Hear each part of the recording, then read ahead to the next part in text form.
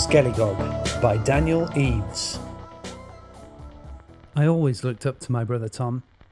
Here's how I figure older brothers work. If you have a brother who's 4 years older than you, then they're always going to be an inch out of reach. They come from a different world that you will never join.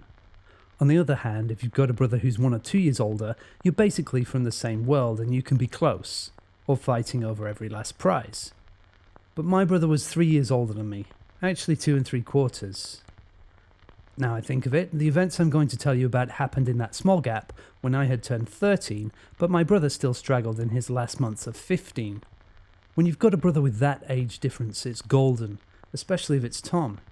He was always looking out for me, always inviting me to dip into his older world, on the one condition I backed off whenever he wanted me to. I respected this rule and got all the benefits of a protector and a teacher about the ways of bigger kids. I got to hang with some cool Year 10 lads. Tom was the best present the universe gave me. Him being there shaped who I am. So did losing him. It was a hot summer. After my birthday in June, it wasn't much of a wait until the schools kicked out and we could look forward to a long break hanging by the river, playing footy in the Triangle Park and watching movies in Alex Maynard's converted barn. Alex was one of Tom's best friends. Normally it was Tom, Alex, Heidi, Dean, Matty Wales and me, and a lot of fun. All of them were big kids apart from me and Matty Wales. Matty was my tag-along friend from Year 8. It started in the barn. The barn wasn't what you might think. Alex's family had a big old house in the nice part of town. The barn was a large wooden building attached to the side of this house that had 2 floors, and Alex's dad said it was used to keep horses back in the day. These days, the downstairs shelters Alex's dad's tools, and you could climb a ladder to find yourself in a chill hangout spot with TV, consoles, beanbags and hammocks. It was a couple of weeks into summer holidays, and we were all lolling about the den that warm afternoon, and the feeling of stupid boredom had crept upon us. "I'm sick of video games," said Tom. "I want to do something different." "Like what, though?" asked Alex. "Dunno." I hated it when the group got like this. On fun days, the wind just took us here or there, no problem. The second someone had to ask, "What'll we do?" you knew that magic air had already abandoned us and there was nothing to do, except maybe fall out. Heidi piped up. "I know. Why don't we put Matty Wales in the sack?" A big, old, itchy cloth sack hung by a hook on the wall. Ages ago, we'd invented a game called Squirmy Wormy, where someone would get in head first, you'd pull the drawstring tight, then we'd time how long it took them to fight their way out, while we all chanted, "Squirmy, wormy, squirmy, wormy." Of course. No one ever went in by force, but when Heidi was in the mood, he chose to cause aggro. Matty was a quiet boy. He stuck his head down when Heidi suggested we grab him. He was also my guest. I lifted myself out of my beanbag and said, "Don't pick on him." Heidi eyeballed me. "Why don't we put you in the sack then, squit?" And I replied, "Why don't we put you in the sack?" Tom halted our bickering.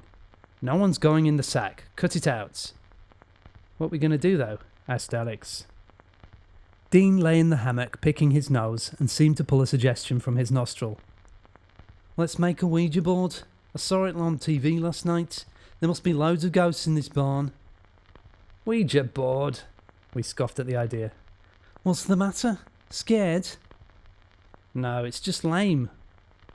But Heidi hadn't given up his devilish mood. "If you want to mess with dark arts, why stop at ghosts? Why not summon a demon? Have you boys heard of Skellygog?" Alex wrinkled his face and tried to cut Heidi off when he heard the name of Skellygog, but Heidi punched him playfully in the arm. "Go on, Alex. Tell them what we found." "What is it?" Tom asked, curious. Alex didn't want to say, so Heidi filled us in. "We found a box in the attic when I slept over last weekend. It's got this crazy skeleton doll and this leather book with instructions on how to summon a demon. Apparently Skellygog is like this monster with the face of a skull, and you summon him on Halloween to protect you from ghouls, but if you summon him on any other time..." "What?" Hady drew his finger across his throat and made a strangled sound, then grinned. He meant death. You chicken? That's worth a look at least, said Tom. Just a look, though, Alex said. Within a minute, a massive clattering of boys' feet swept through Alex's house as we all climbed the winding wooden stairs in excitement, up the 3 floors and into the attic. The loft was dim like the barn, but dustier because no one came up here all that much. We crowded round as Hady dragged a tea chest off the wall and prized open the lid. He lifted out a bundle of musty cloth, then peeled the material back to reveal the object inside. The skeleton doll was an ugly blasted thing. A collection of large hollow woody seed husks from some foreign plants, rigged inside with string so that all the parts jangled when you shook it. The face was carved into a grinning skull, and the bulbous husk belly had a swirling pattern cut out of it. Details, like the rows of brown teeth, had been burnt into the wood with a hot knife. We laughed at the grubby object, grabbed it off each other, and rattled it in each other's faces. Meanwhile, Matty pulled the leather book from the chest. "Can I look at that, Matty Wales?" asked Tom. "Sure." Matty handed the book over to my brother with the usual keenness of a younger boy trying to please the older. It was ancient. Flakes of dry leather fell off the cover onto the floor as Tom opened it. We all peered over his shoulder. The book looked like it had been written by hand in fancy Gothic script. It was full of diagrams and illustrations. There were instructions on how to perform the ritual, a chant you were supposed to do, and the warnings Hady had told us of, those about not doing the ritual on any other night than Halloween. "Damn, this is pretty wild," said my brother with a chuckle, gazing at the drawing for the magic circle you were meant to create for the summoning. It was a triangle inside a circle, not a pentagram like in the horror movies we watched. The book said it had to be drawn with burnt carbon, and Dean insisted this just meant charcoal. The spirit, or whatever it was, of Skellygog supposedly came to life inside the doll. "Alright, we're definitely doing this," said Hady. "Maybe we should wait till Halloween?" suggested Alex. Tom grinned. "Why?" "I dunno. It kind of looks real, don't you think?" "Yeah, it's a great con job, but there's no such thing as demons or ghosts, Alex." Tom's tone was mocking, but then he saw the look on Alex's mush. He closed the book, took the doll from my hands, as I was now looking it over, placed them both back in the box and shut the lid. "Come on, let's take our BMXs down the dirt tracks." "Oh, what? So we're not going to do it?" Hady said. "It's Alex's house and his stuff. Probably a waste of time anyway." 3 days later, me, Tom and Alex were walking to the corner shop in the afternoon to grab an ice cream when we spotted Hady across the road chilling with 3 seniors. I knew from around town that the tallest of these teens was Cy, another called Pete, and I didn't know the third, but found out later his name was Jimbo. They saw us too and waved us over. "Alright fellas," said Jimbo. "Hady was telling us about a demon summoning kit or something that you're too scared to use." "We were just chatting," said Hady, blooding up, embarrassed to be caught speaking out of turn about his friends. "We're not scared, it's just dumb," answered Tom. Cy piped up. "Sounds like a hoot to me. Come on, if you're not scared, let's do it tomorrow night. I'm getting some cans and we can make a party of it. Or do you really think a demon will come to get you? Oh, boogie, boogie, boogie." Alex and Tom gave each other a look. Tom shrugged. "I don't think a demon will come." "Right, let's do it then," said Cy. "Your place tomorrow evening, Alex?" "We can't do it at mine. My folks won't let me set out candles, draw all over the floor and drink booze." Pete had an idea. "What about the old tannery out on Pettigrove Way? Easy to get in and plenty of space to do creepy stuff. It's spooky dooky." It was weird to see Tom and Alex as the young ones in the situation. I could tell neither of them really wanted to go. Tom because it was uncomfortable for Alex. But just as quick I understood the pressures. How many times had I pushed myself to do things I felt uneasy about, just to prove I could stand shoulder to shoulder with the older kids? My brother and his pal gave in, acting like they didn't care about nothing, and we left with arrangements to meet the seniors the next day. The following afternoon, Tom caught me up in my room. "You can't come tonight, buddy, alright?" Like I mentioned, it was rare I said much other than okay when Tom insisted I stay home. but the whole Skellygog adventure sounded so exciting, I'm afraid I nagged him. No, look, there's going to be alcohol, and we're breaking into a disused factory. It's not safe for someone your age. What would Mum say if she found out? I imagine Mum would be just as angry if she found out Tom was going anyway, but I let it go. At least to his face. During dinner, I just pushed my potatoes from one side to the other. Nothing as thrilling as a demonic ritual with seniors in an abandoned warehouse had ever happened to us, and now I was going to miss out. Tom ate his meal quickly and quietly, stacked his dirty plate, and was out the door. I got left with cold potatoes Mum said I had to finish. None of it was fair. The phone rang and Mum called me through to the hallway. "It's Matty Wales for you." She handed me the phone and left me to it. I crossed my fingers she'd gone to clear my plate of those awful chilled spuds. "What's the plan tonight?" asked Matty. I thought hard on that before making my decision. Matty dropped by for me and we walked through the neighbouring suburbs. He appeared down around the chop, so I asked him what the face was for. "Dunno," he said. "Sometimes I think the guys don't like me." "Of course they do. It's just Hades an ass. He's been the same with me, remember?" "I guess." "Don't you worry about Hades. You're one of us. You know what I think? Tom and Alex would throw Hades out the group before you." "That's not saying much." We both grinned at that. The old tannery was on a back road leading out of town and into the wilderness. The chain-link fence was either down or missing in most places, and the truck lot was just an overgrown wasteland. Tom had said they were going to break in, but I knew no breaking in was called for. The building was full of holes, missing doors, windows, and in places even sections of wall. We kids stayed away in fear of squatters and junkies more than shyness of breaking and entering. Me and Matty Wales crossed the lot like true commandos, ducking, rolling and crawling on our elbows, scooching behind a hillock, then a rusted barrel. It was fun, but it was no game. We really had to avoid detection by the older boys.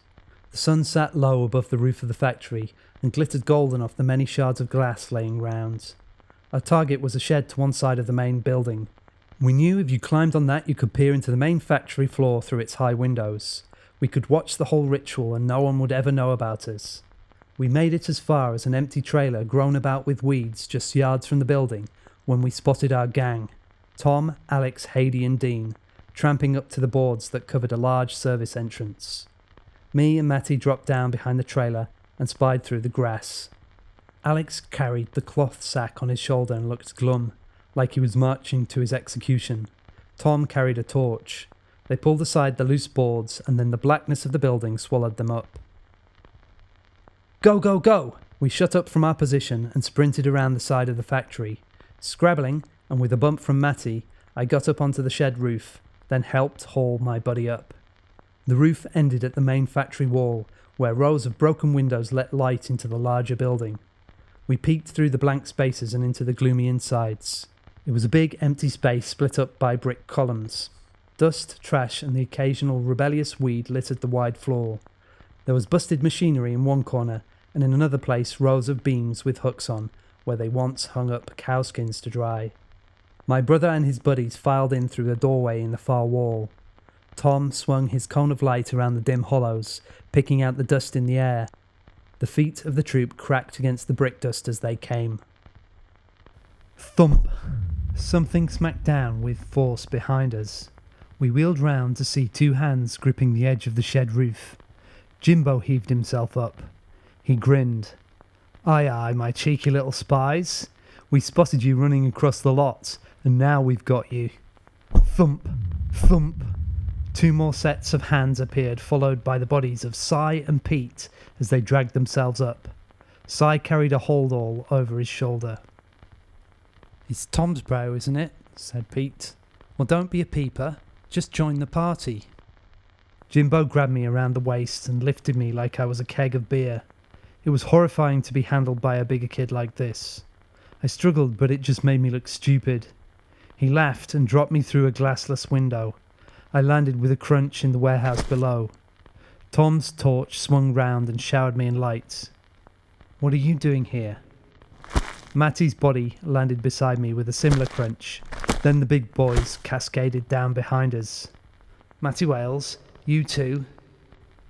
Jimbo spoke as the older guys herded us inwards. Found your little bros sneaking around, Tom. Thought they might as well come in. Shall we get started? Tom gave me a sour look before lowering his eyes. This was the first time I'd betrayed his trust like this, and seeing that he knew it hurt me deep inside.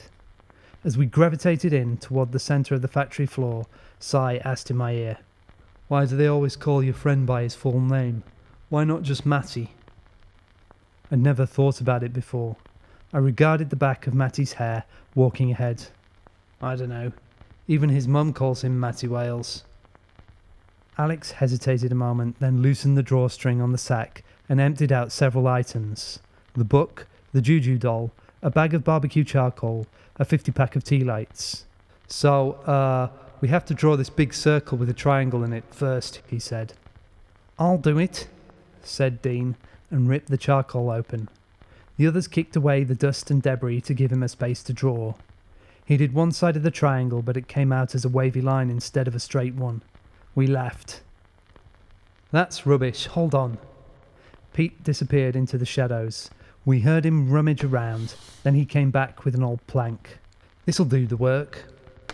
He lay it down, then ran a piece of charcoal along its edge, shifted the angle of the plank, and repeated, then put the plank at the bottom so it touched the far ends of both lines and drew a third line, completing the triangle. Genius. But shouldn't we have drawn the circle first? How are we going to get a good circle anyway? String, said Tom. There was some hanging by the hooks and he went to get it. Directed by my older brother, Si held one end of the string fast in the centre of the triangle. Then Tom measured out a length to one corner of the triangle, wrapped the string around a piece of charcoal at this distance. Then, keeping the string tight, ran around dragging the charcoal along the floor until it had formed a fairly decent circle around the triangle. Awesome! Happy with our success drawing the diagram, we set about laying tea lights around it. Si pulled a pack of cigs from his holdall, got a lighter out the pack, and lit all the candles. They were vanilla scented, so we all held our noses and groaned. Alex had stolen them from his mum. Then Si went back to the bag and pulled out a box of cheap beers, chucking a can each to the oldest guys before offering the Year 10s one, which they all accepted. Don't give the young uns beer though, eh? Said Tom before they could share with us, and Si shrugged. With a bunch of cracks and hisses, the cans were open, and everyone except me and Matty slurped warm beer. As they drank and chatted, the sun went down, and only the flickering tea lights remained to light our faces. What's next? Hady got us all to sit around the circle outside the candles and handed out papers he'd printed of the chant. These are the words. We all say them together and Skellygog appears inside the doll. He took the doll and put it at the tip of the triangle. A couple of us sniggered and snorted to show we didn't put stock in these fairy tales, and Jimbo said in a demented voice, Skellygog. We all laughed. Don't make fun yet, said Hady, his face lit from underneath by the moving candlelight. This might be the last night of your life. Oh no, Skellygog's got me. More laughter. I'm serious. Hady took his seat by the circle. Ready? Let's say the words together. We all looked down at our sheet of paper and began to recite. Hady read from the book and followed along to diagrams, doing secret hand gestures as he chanted. It was a weird vibe. We sounded like we'd suddenly changed from secondary school kids to members of some satanic cult. We focused on the doll as we spoke. From where I sat, I could only see the back of its head. Lift the curtain, Skellygog. Arise, demon from slumber. From Clatock in Mercian. Arise, demon from slumber. What's a Clatock? Shh. Sorry. Go on. Heed our plight, Skellygog. Arise, demon from slumber. Come feast on the dead. Arise, demon from slumber. As we chanted, it appeared to me the world shifted. I felt dizzy like when you spin around 30 times and suddenly stop. Colours looked strange somehow, like colours I'd never seen before. If I'd had any beer, I'd have guessed I was drunk. Enter now, Skellygog. Arise, demon from slumber. Bear into our world. Arise, demon from slumber. I half expected a crack of lightning at the end, but there was only silence for a moment, followed by a boyish tittering. Then the doll fell over with a clatter and we all stopped flat. Jesus, I almost had a heart attack, cried Pete. But then the doll got up. That's right, it pushed itself onto its feet. We sat rigid, stunned. Even the big boys looked like children then. I'd hoped to find comfort or explanation in their faces, but saw only scared, inexperienced expressions. The candlelight shimmered off the doll's woody body, now magically standing by itself in the circle. Silence. The head rotated. It turned to look us in the eye one by one. "Oh, we got a bunch of naughty kids here," it said. "Waking me before All Hallows Eve? You done messed up." Its accent was brash, like it came right out of the Bronx. I'll never forget the bizarre absurdness of it speaking like that. Before anyone could react, the doll skittered off real fast, running out of the circle and into the shadows. "It's happening," said Alex between deep, panicking breaths. "It's real." All Jimbo could do was stare at us all with a dumb, confused grin. That's crazy," Tom said, standing up. "We gotta trap it." "It's gonna kill us," mumbled Alex. "It's not gonna kill us," cried Haiti, also standing. Alex stared up at him. "It killed my great-grandpa. It's a family myth. I mean, I thought it was a myth, but it's real." "Fantastic. Why in heck didn't you tell us about that?" "I thought it was a myth." A wave of worry swept around the boys. You could feel it. "So how do we stop it?" "We trap it," repeated my brother. "It's just a wooden doll. We can crush it under a brick or something." Pete got up. "Yeah, what's it gonna do? It hasn't even got fingers. I could break it with one fist. Here, little dolly, come here." "I don't know that's a good idea," said Alex. Pete raised a sarcastic eyebrow. "I'm not scared. Instead of finishing his sentence, Pete screamed, a piercing wail that echoed around the hall. Everyone still sitting jumped to their feet. We spotted the doll wriggling just behind Pete's leg. It had pinned a shard of glass between its arms and now, using its forehead, it drove the sharp object deep into the boy's calf. The doll yanked the glass back out and Pete yelped. Then dark blood came gushing out of the hole in Pete's muscle all over Skellygog. The doll raised its chin and stretched out its arms as though it were enjoying a hot shower. "Ah," it said. Abruptly, the Skellygog doll fell down lifeless. Pete hobbled off to a pillar and dropped at its base, clutching his leg and whimpering like a wounded dog. "Let's smash it now," said Tom.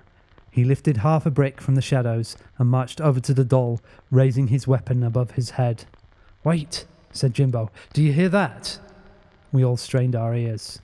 After a moment I heard it, a deep, jangling sound coming out of the dark towards us. Then I spied the thing, some kind of human figure. No, a full skeleton, bounding in a crazy knees-high jig in our direction. It let loose a manic laugh and cried in despair, scattered in various directions. The sprinting skeleton shot through the middle of us. The monster slapped Dean hard about the face with a bony hand. Dean fell backwards onto his butt. The skeleton scooped up the doll, then clattered off into the dark again. "Cheers, fellas." "You okay?" asked Tom, getting his wind back and pulling Dean up. Dean nodded glumly and pressed his cheek. Tom looked into the dark after the skeleton. "The doll's the key. It took it because it doesn't want us to destroy it." Haiti said, "Let's just get out of here." "What? You don't want to play squirmy wormy?" The voice came echoing out of the gloom, now louder and deeper than it had been inside the doll, but with the exact same coarseness. "Come on, Haiti. Let's put Matty Wales in the sack." Haiti span around, searching for the source of the voice. He shook his head as a timid answer to the suggestion. No? Continued Skellygog from the unseen recesses. Then I've got an idea. Why don't we put you in the sack? I was shocked to hear my own words repeated by this demon. It knew our earlier conversation, and that chilled me. Hades shook his head again, still circling, trying to lock eyes on his tormentor. Hadrian, who's on? You or Matty Wales? Matty Wales, Hades mumbled. What was that? Matty Wales, not me! Oh, good. Matty winced and backed off, terrified of being included in the awful conversation. The sack leapt up by itself from its place by the circle as if caught by a gust of wind. Matty tumbled over backward. The cloth bag sailed through the air and came down over his head, then whipped around, scooping the boy up off the ground. The drawstring pulled tight. They hovered impossibly, the boy and the sack. Matty began to bawl, kicking and punching it from the inside. "Help!" he cried. "Help!" None of our brains could deal with a sack floating in the air unaided. We stood by frozen. Then came the chant, echoing from all around us, a wicked whisper of enjoyment. Squirmy, wormy, squirmy, wormy. The sack cartwheeled through the air and slammed poor Matty's body against the concrete floor. He moaned. It arched back over and smacked him against the ground on the other side. Then again, and again. It sped up. The disembodied voice kept chanting in time to the strikes.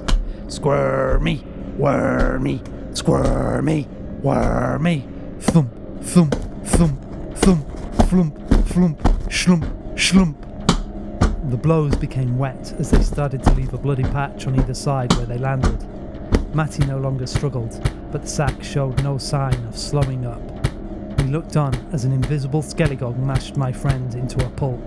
Finally, the dripping sack was tossed away like a trash bag. It landed in the circle with a splat.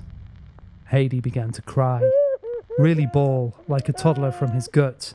Pete was still whining, grey-faced, propped up by the post. The rest of us kept silent out of shock. "Matty Wales?"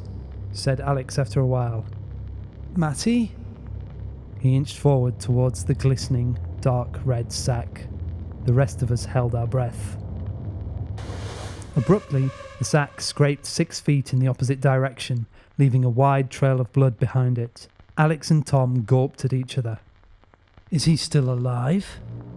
They crept after it together. They only made it to the edge of the circle when the sack shut off again. It didn't stop going. This time we knew for sure Matty wasn't moving the bag. It looked like it was being dragged by an invisible hand. It slid along the length of the workshop almost as far as we could see, then turned sharp 90 degrees right and disappeared from view. It left a thick snail trail of blood behind it, 3 feet wide. Tom stared along the blood trail. "We have to go after Matty Wales," he said. "What? Are you crazy?" said Si. Tom turned to face him. "We need the doll, and we need to get our friend back, if he's okay or not." "No, no, no!" yelled Hades, and turned tail in the opposite direction, bolting towards the exit. We called after him, but in a few seconds he was gone. "Great. Now what'll we do?" "We go after Matty Wales," insisted Tom. We all goggled ominously at the blood trail that would lead us to our friend, a red carpet into hell. Jimbo knelt beside Pete, tying up his wound by placing a ripped strip of shirt sleeve tight around the top of his leg. "All right," he said, "but we can't go fast. I'll have to carry Pete here." Tom grabbed the torch, Alex the book, and Si the holdall. Jimbo shouldered Pete. We crept down the factory floor, reluctantly following the slick carpet of Matty's blood while trying not to step in it. We turned 90 degrees with the sticky path and continued until we came to the edge of the hall. Here a passage began, leading to offices. The track of blood went on down it. "It's a lot of blood, isn't it?" I said. "The trail hasn't got any thinner." Tom squeezed my shoulder and pointed the torch down the black hall. Wires hung down from where ceiling panels were missing. The passage came to a T-junction in 20 yards. At the end, we stopped dead. The thick smear of blood went off in both directions, left and right. "How can that be right?" cried Dean. No one had an answer for him. Instead, Jimbo said, "If we're going to find him, we've got to split up." "Are you nuts?" asked Alex. "I know, but what choice is there? We're going to be wandering around this factory all night if we keep together. Me, Pete and Dean can take the right, you take Cy and go left." If I had my bearings right, I figured the right passage went more or less back towards the front of the building, and the way me, Tom, Alex and Cy were supposed to go led us deeper into the factory. But I was the youngest, so I didn't say anything. Tom agreed with Jimbo, and that was that. Jimbo sparked his Zippo to light their way, then helped Pete hobble away from us, while Dean reluctantly followed. We watched them go before we turned and went our own way. The corridors were all similar.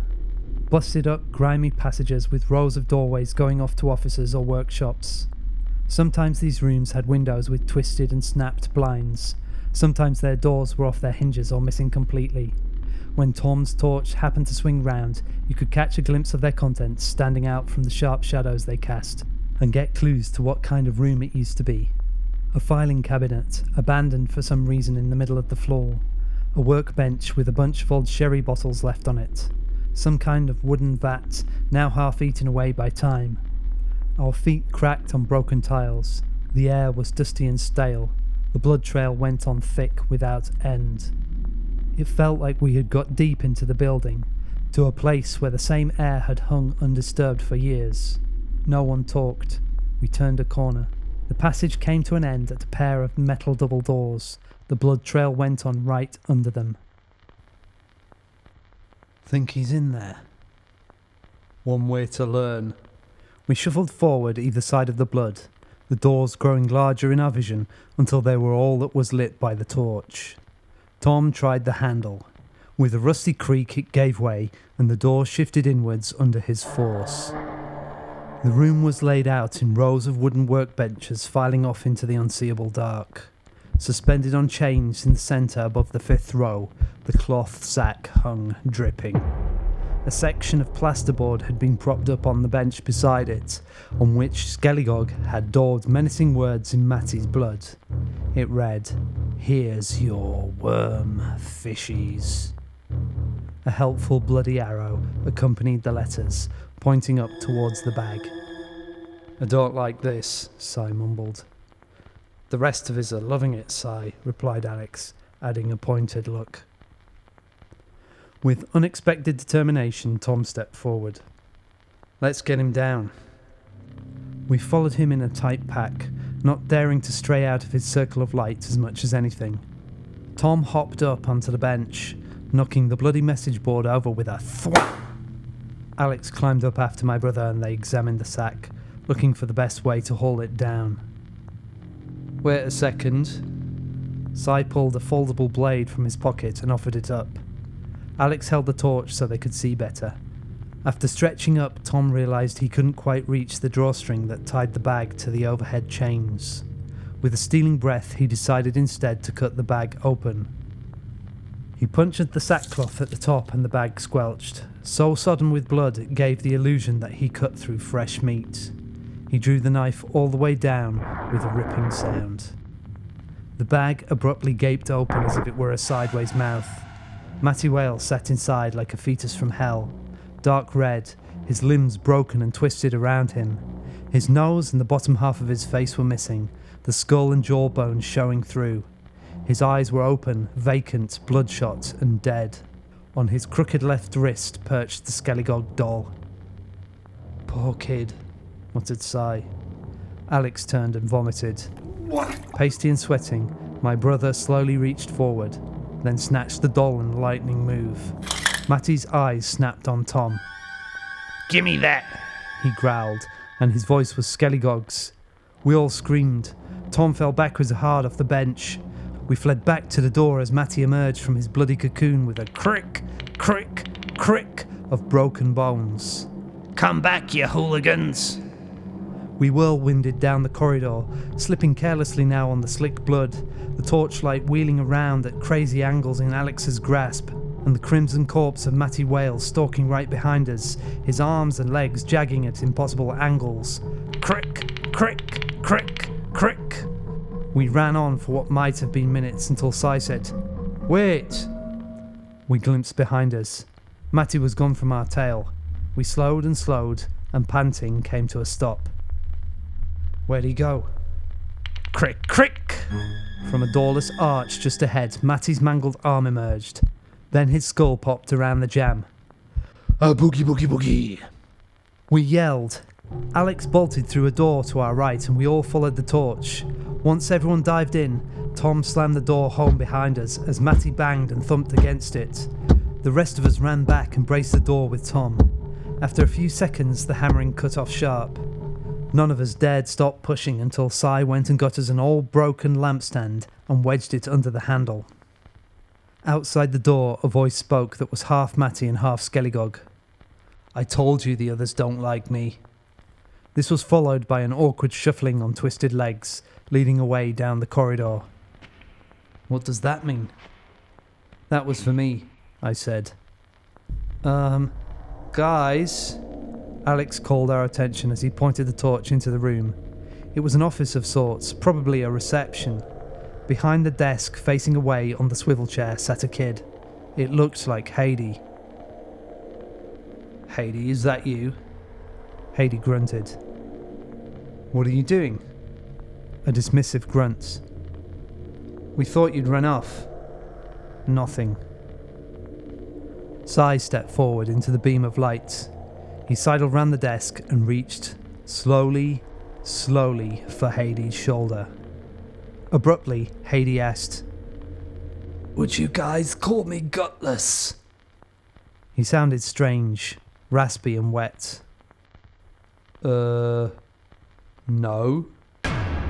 Heidi span round and stood up to face Si. Below his hairline, his face was missing entirely, revealing a scarlet skull, but that was not all. The flesh from the whole front of his torso had gone too, laying bare his glistening ribs. He cradled his intestines in his arms like they were a sick baby. His voice boomed, now Skellygog's. "Are you sure you wouldn't call me gutless?" Si screamed in terror and backed away. The back of his head clunked against the frosted glass of a side door. Hadrian advanced. "Here, hold this for me." He dumped his intestines into Si's arms, then reached up to the taller boy's throat and began to throttle him. "Now that takes guts." Tom snatched the lampstand from under the door handle and wielded its round base. He swung and battered Heidi over the back of his head from across the desk once and again. Blam! Blam! Each blow jagged through the living corpse, but Heidi just kept on squeezing at Si's throat. Tom kept on hitting. Finally, my brother swung a mighty strike. Heidi's neck jarred sideways, then our undead friend fell to the floor. Tom leaped around the desk and caved Heidi's head in, blow upon blow, until there was nothing but a gooey, flattened mess of skin and hair. Si had slumped against the wall, face blue, black marks around his neck.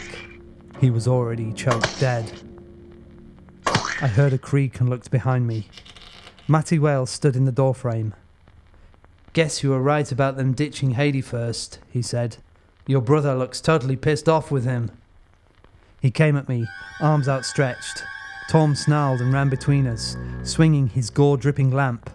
Alex stood statue in the corner, pointing his torch in mute horror as Tom bashed and bashed a second friend's skull in. When it was done, my brother stood heaving and panting above the corpse. But we didn't have a moment for rest. Si's long body started twitching in the corner. "Come on, let's get out of here. We've got to find the others." We scattered before Si could come round and Tom would have to mush his skull up too. We ran wild and blind and found ourselves back on the main factory floor. I felt the depth of blackness in the wide space had become much more menacing since it first got dark.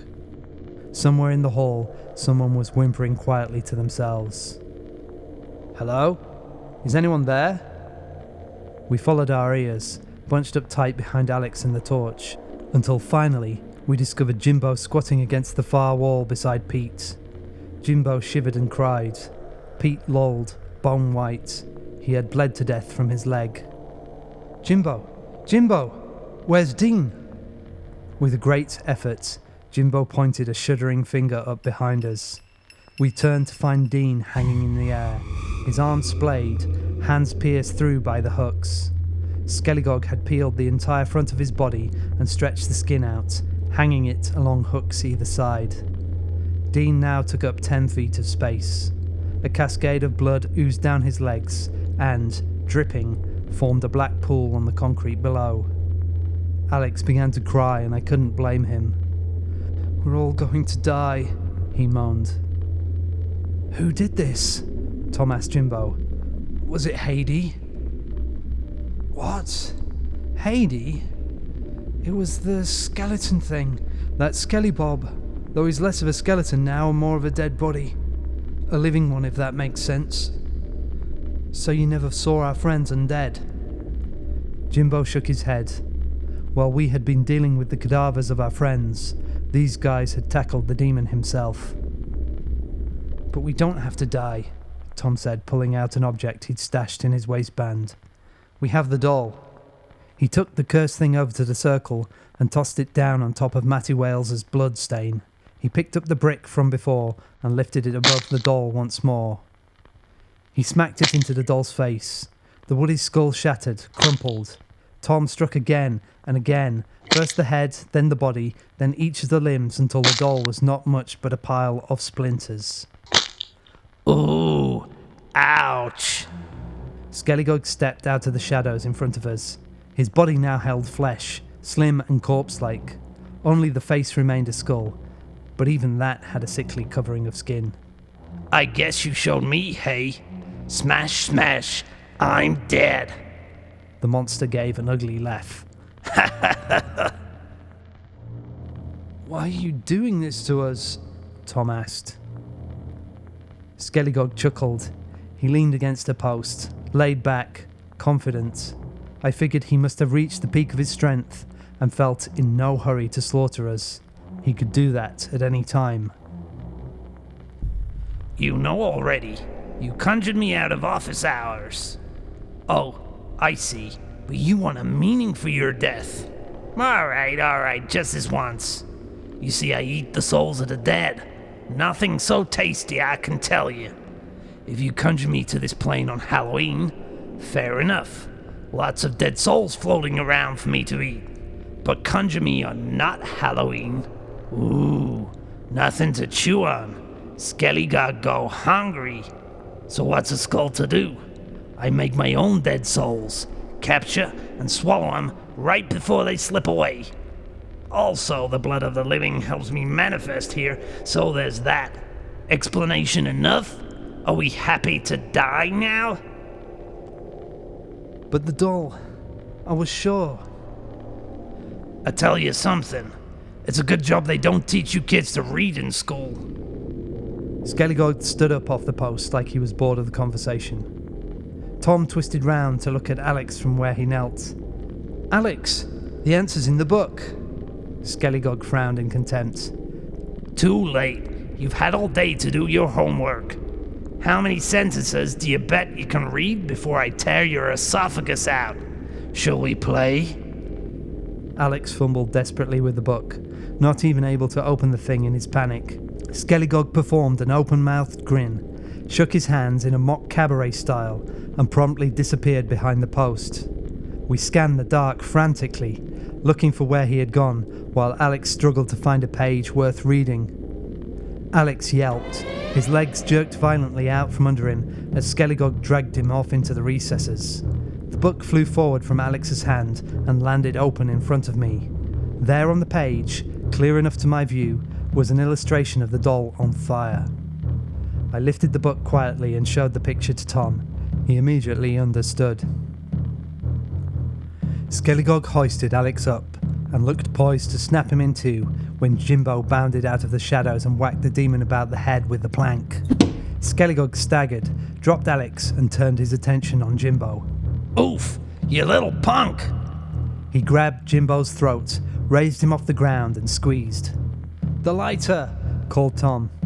Jimbo, choking and turning grey, fumbled at his pocket and the lighter dropped out. Alex reached over the concrete, pincered the Zippo and hurled it toward Tom. Skellygog kicked Alex in the stomach and he flew 5 yards with a grunt, but the lighter scraped to Tom's feet. Tom dumped the charcoal on the floor, scooped the shards of the doll towards the coals, and mixed them in. I tore pages from the book, handed Tom some. I ripped out more and threw them on the pile as Tom took the Zippo and held it beneath a sheet. Click! No flame. Click! Nothing. Skellygog towered behind him now. Tut tut, mustn't play with fire.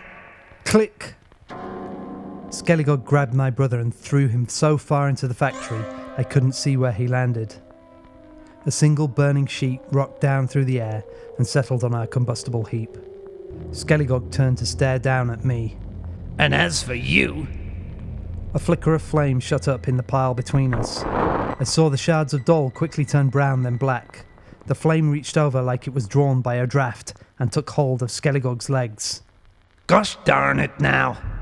The demon corpse began to dance around insanely as fire leapt up all over his body. I couldn't tell if he was screaming or laughing, but the spectacle was horrible to both hear and witness. I darted off in the direction my brother had flown, and Alex joined me, running doubled over, holding his gut. Jimbo's dead, he wheezed. Behind us, Skellygog hollered a final death wail and crumbled to dust. His destruction let out a hot blast wave, extinguishing the fire and leaving us in near total darkness, except somewhere far off in the hall the torch lay pointing nowhere useful. I almost stumbled right over Tom. I grabbed his shirt and shook him, yelled. I was sure at this point he was dead too. But he wasn't. A trauma like this can have no joyful ending. 3 of us got out of there that night, but our childhood and our happiness had gone forever. They pinned it all on Tom, you see. His clothes were soaked with our friend's blood. They found a brain-covered lampstand with his fingerprints all over it. And if that wasn't enough, there was a gory knife he'd handled. Though I told them what really happened, they said I'd been conditioned by my older brother. They placed him in a secure mental facility and won't let me see him. They say it may be many years before he's allowed a visitor. Alex was convicted as an accomplice. They wouldn't allow me at the trial, nor tell me much about it. But from what I understand, the authorities think the pair of them planned the murders inspired by an old family myth of Alex's. I guess they decided Alex was old enough not to be conditioned by my brother. Whatever that means. Most nights I suffer nightmares in which Skellygog is chasing me down dark corridors, but the day terrors are the worst. For example, I'll be sat in my room and my parents will come in, except they've got no faces and they want my blood. Sometimes it takes them minutes to shake me out of it, minutes in which I believe they are strangling me while gulping down with bleeding skull faces. I worry that now I've shared the details of the ritual, someone else out there will try it. I wonder how important the type of doll is, or if any doll will do. I wonder if the hand gestures are necessary, or if Skellygog would come anyway without them. Most of all, I wonder how long it will take for another damned fool to conjure Skellygog back to our plane, and if, when they do, I'll hear a wicked laugh, meaning the beast has dropped by to finish what he started, to slaughter me and eat my dead soul.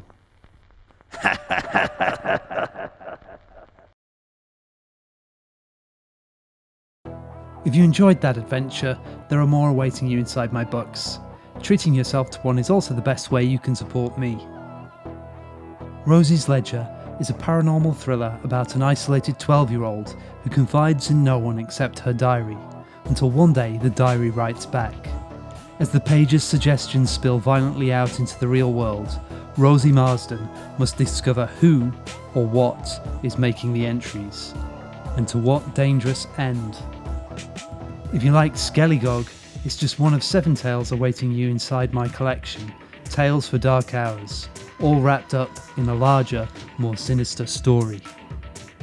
Finally, if sci-fi is your thing, consider the Gaia Principle, a sci-fi epic set in the dystopian world of Neo-London, where powers fight for control of the world's most advanced AI and a new technology that promises to change the course of humanity forever.